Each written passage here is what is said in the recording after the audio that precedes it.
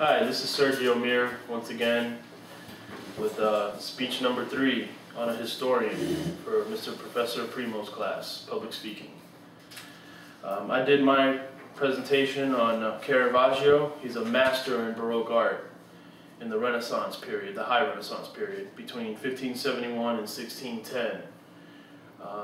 In my opinion, he's a little underappreciated, not noticed as much as Donatello, Leonardo, and Raphael, and the original Michelangelo, but I'm here to change that today and make sure that you're aware of this great artist. Caravaggio was a Baroque artist and the greatest Italian painter of the 17th century. Originally named Michelangelo Merisi, Caravaggio was born September 28, 1571 in the Lombardy hill town of Caravaggio, which his name is derived from.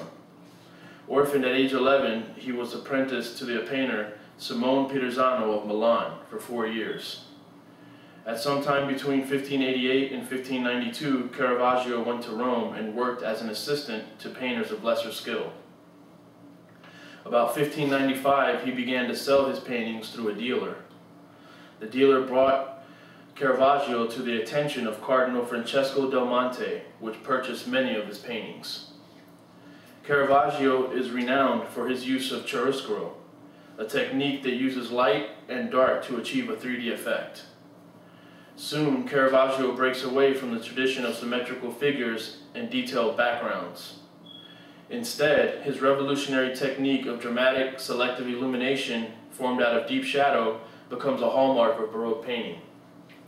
Scorning the traditional idealized interpretation of religious subjects, he took his models from the streets and painted them realistically.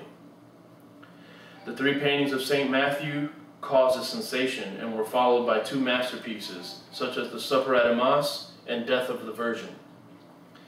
Caravaggio was indeed an artistic genius, but his life is as turbulent as his personality. He had many run-ins with the law and is arrested on several occasions. In May 1606, a bet over a game of rackets leads to an argument, causing Caravaggio to draw his sword and kill his opponent. He fled to Naples. As a fugitive, he produced several more masterpieces.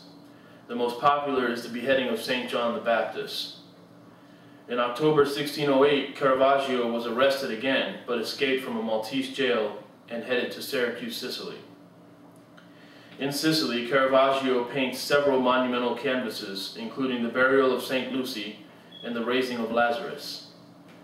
The techniques of painting used were multi-figured compositions of great drama that were achieved through dark tonalities and selective use of lighting.